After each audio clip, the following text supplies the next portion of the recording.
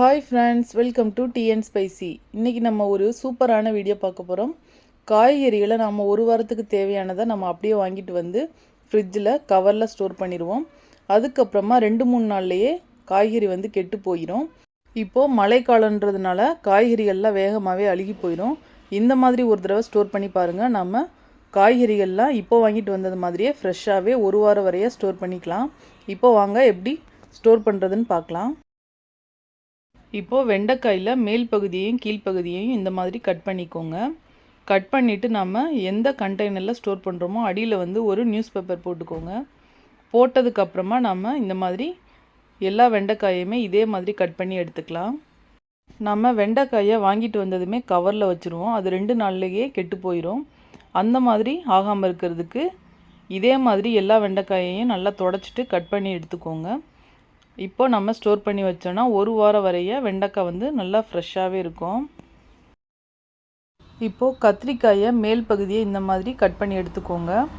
இந்த மாதிரி நம்ம ஸ்டோர் பண்ணும்போது கத்திரிக்காய் வந்து வேகமாக முத்தி போகாமல் இருக்கும். அதே மாதிரி நம்ம எப்போ வாங்கிட்டு வந்தோமோ அதே மாதிரியே ஃப்ரெஷ்ஷாகவே இருக்கும். இந்த காம்பு பகுதியை நம்ம அப்படியே வைக்கும்போது தான் கத்திரிக்காய் வந்து வேகமாக வந்து அழுகிறதுக்கு சான்ஸ் இருக்குது. அதனால் இந்த மாதிரி ஒரு தடவை ஸ்டோர் பண்ணிக்கோங்க. இப்போது பீட்ரூட்டை இந்த மாதிரி மேல் பகுதியை இந்த அளவுக்கு கட் பண்ணி எடுத்துக்கிறணும்.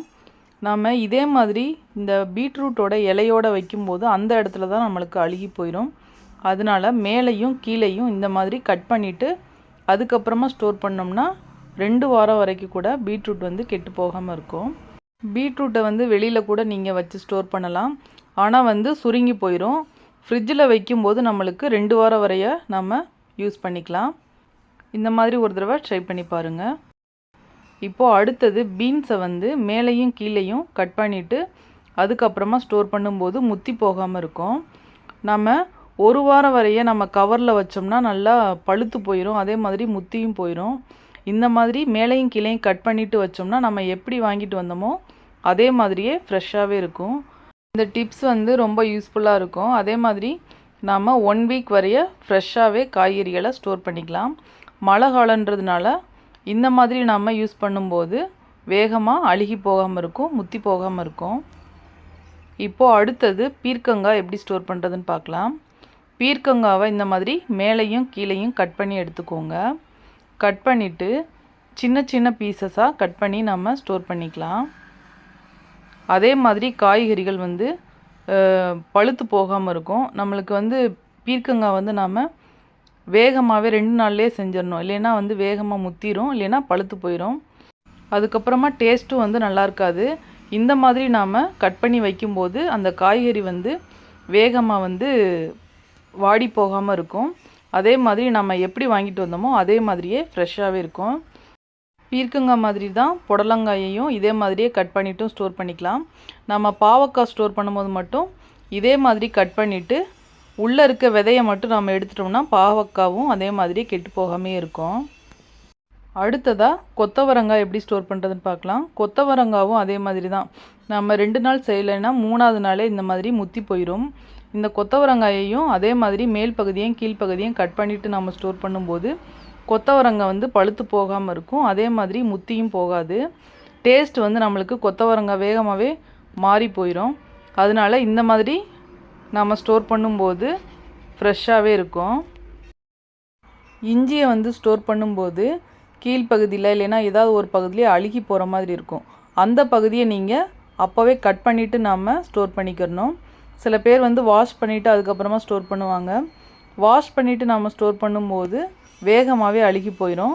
இந்த மாதிரி நீங்கள் ஸ்டோர் பண்ணிங்கன்னா 1 மந்த் வரைய இஞ்சி வந்து கெட்டு போகாமல் இருக்கும்.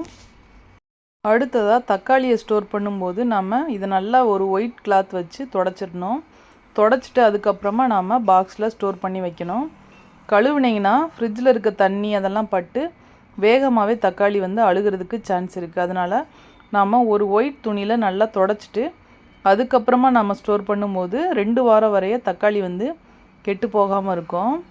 இந்த மாதிரி ஒரு தடவை ஸ்டோர் பண்ணி பாருங்கள்.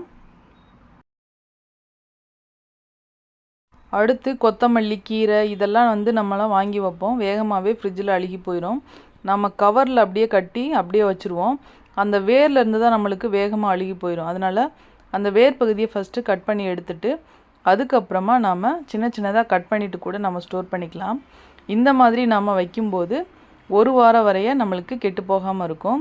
இதே மாதிரி கருவேப்பிலை, அதே மாதிரி கீரை இதெல்லாம் இதே மாதிரியே ஸ்டோர் பண்ணிக்கலாம்.